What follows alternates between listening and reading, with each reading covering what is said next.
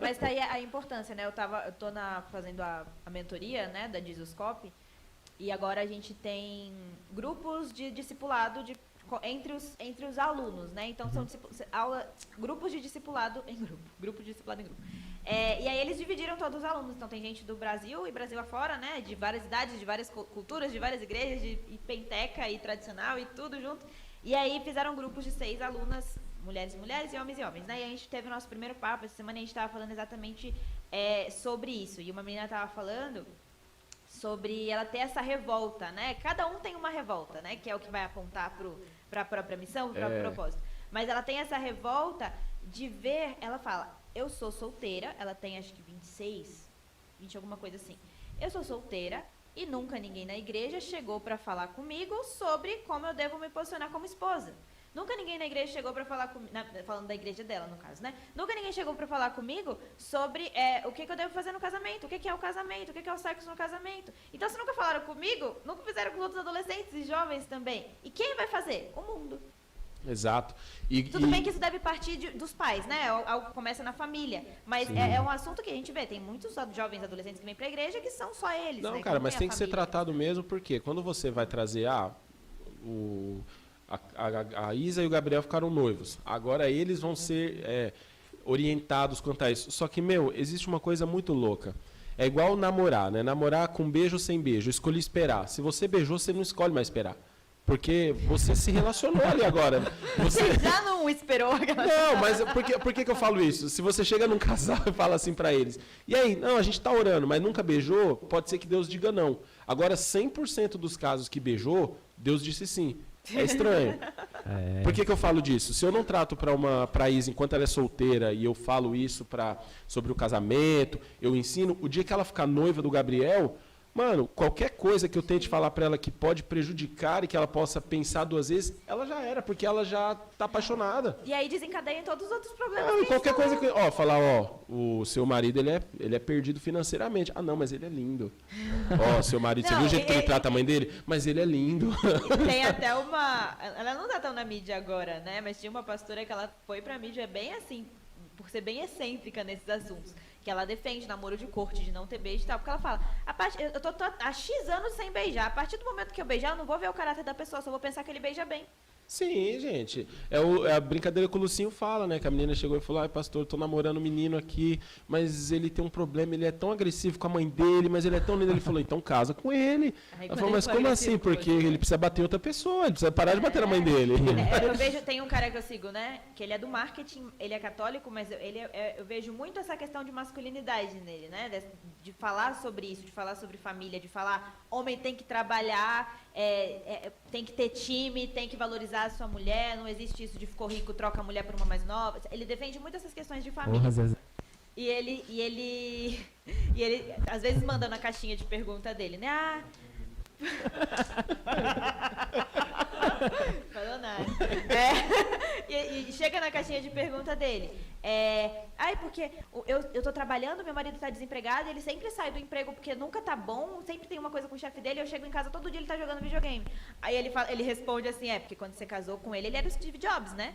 Ele era o empresário. Tipo, ele nunca foi assim, só, sabe? Então tem coisas que é aquela questão. Ninguém coloca a faca no pescoço pra você casar com a pessoa. Exato. Se você casou com a pessoa, honre o compromisso de ter casado com a pessoa. Tem certas broncas que se você assumiu no namoro, você vai carregar pro resto da vida, cara. E assim, o casamento também traz novidade. Você não tava ali 100%, ó. Exato. Ali com a pessoa, morava, sabia todos os defeitos, aí você passa a morar...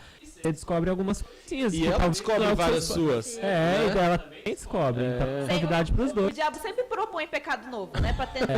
Sempre tem a carta E aí nova, entra né, daquilo da insubmissão, das pessoas insaciáveis. Eu só quero mandar, eu não quero ter que seguir ordem de ninguém, eu não quero mudar. Eu vi até no Hangouts lá do Dunamis, o cara falando que quando você casa, você tem que estar estar numa posição de servo, né? Você vai servir, ser servido, no caso. Então, quando você se propõe a casar, cara, entenda que vai chegar a sua hora de servir a sua esposa, exatamente, no caso, mano. o seu esposo. Então não tem um time só da pessoa caminhar sozinha. Exatamente. E entender também, até essa moça aí que citou pra Isa, né? Beleza, pode ser que o cara tenha tido problemas com empregos, tudo, mas quando ela vai para um casamento bíblico, ela tem que entender que até assim, se ela escolheu casar, esse cara é autoridade dentro de um casamento. Eu jamais posso medir a minha autoridade e a não autoridade dentro de um casamento por quanto que eu ganho.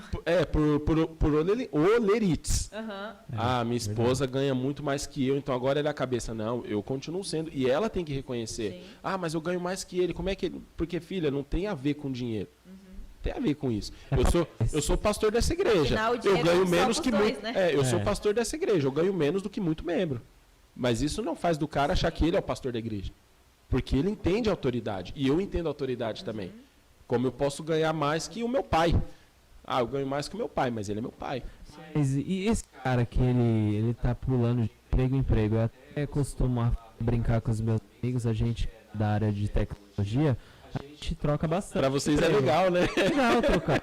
Mas é assim, Legal. aquele negócio. Também. Um jogador de futebol, hoje, ele não tá ali pela camisa. É um ou outro ali que você pode contar nos dedos. O cara tá pela grana. E eu, que tenho uma casa pra cuidar, sei lá, um financiamento de um carro, de uma casa, não posso trocar porque a esposa não vai gostar.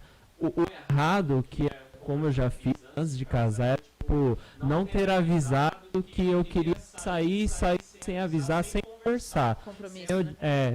Se ela é sua parceira, conversa, fala, tô saindo, é isso, eu quero ver o que é melhor não pra mim, mas sim pra nós. E cara, com certeza, se ele sair, é pra algo melhor. Então não tem o que. A né? mentalidade de time, né? Aquela time, exatamente jogador não joga sozinho. Tem o time, cada um tem sua posição e tudo tem que estar conversado. Exatamente, cara. Não, e essa questão aí do cara sair de emprego, sair tudo, eu tenho um pensamento, né? Isso é mais novo. Hoje em dia, quando você pega uma empresa, uma startup, essa empresa, por que ela é tão boa? Por que ela coloca puff? Por que ela coloca videogame? Por que ela dá bônus, tal? Porque ela trata o colaborador como um cliente. Ele é o cliente dela. Então, se ela não servir ele bem, ele vai arrumar outra pessoa e vai ser cliente em outro lugar. Agora, o cara que não é esse profissional da tecnologia, ou ele não é esse jogador de futebol, porque o que é o profissional da tecnologia? Ele é a empresa dele. O conhecimento está aqui dele. Agora, se o cara não é esse cara que é desejado por várias empresas, se ele tem um trabalho, se ele só tem a mão de obra, ele vai ter que engolir muito sapo, cara. Eu comecei a trabalhar com 15 anos. Tarde até, né? Tem gente que começou mais cedo. Trabalhava numa loja. E eu me lembro que eu fui trabalhar nessa loja, minha tia era gerente, e aí eu cheguei nela no primeiro dia e falei, quanto eu vou ganhar? Ela falou assim, não é assim, André. Primeiro você trabalha, fecha o mês, e aí eu vou falar pra você quanto você vai ganhar. Cara, mas aquilo ali eu levei pra minha vida. Primeiro eu mostro o meu valor. Sim. Primeiro eu me torno desejado, já que a gente está falando de emprego, de trabalho. Primeiro eu me torno desejado, para depois eu falar o quanto que eu vou cobrar por ser desejado. Agora, se o cara não é desejado em empresa nenhuma e ele pula de galho em galho, mano, ele tem que tomar vergonha na cara. Eu nem falo pensando tanto no dinheiro, eu falo pensando na postura, sabe? Na preocupação. Se eu sou líder, e aí eu não tô falando só de liderança de lar e tal. Se eu sou líder de uma coisa, por exemplo, André é líder de uma igreja, você se preocupa com a sua igreja. Sim, né? total. Se eu sou líder de uma equipe, eu me preocupo com o meu time. Então, o cara é líder da família dele, ele tem que ter a postura de provedor, que é o que a Bíblia traz. Sim. E não falando só de dinheiro, mas de se preocupar de fato. Tudo. Então, a questão não é pular de emprego por questão de salário e tudo mais, mas é a postura que ele tem em relação àquilo, sabe? Provisão, como eu né? As prioridades.